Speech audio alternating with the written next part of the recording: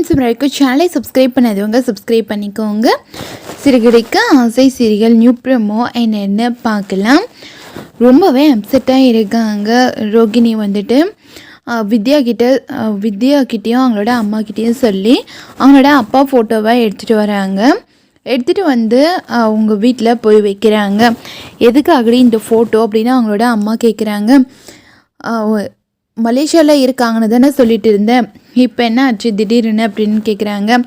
ஒன்றும் இல்லை, இப்போது அவங்களோட அப்பாவா அவள் கொன்னுட்டா அப்படின்னு சொல்லிட்டு வித்யா வந்து சொல்கிறாங்க.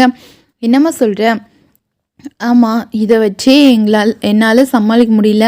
அந்த முத்துவும் மீனாவும் சேர்ந்துக்கிட்டு மலேசியா போகலான்னு பிளான் பண்ணாங்க.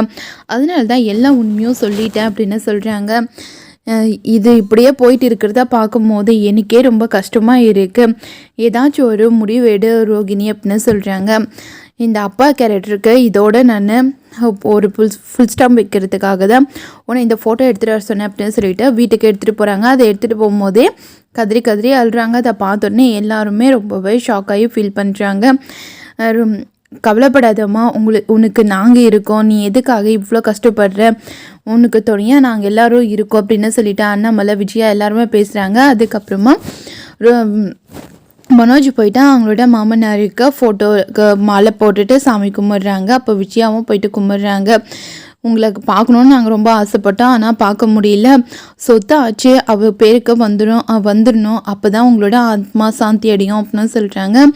அதை கேட்ட உடனே ரொம்பவே டென்ஷன் ஆகுறாங்க. நம்ம ஸ்ருதி வந்துட்டு இப்போ கூட சொத்தை பற்றி தான் பேசுகிறாங்க.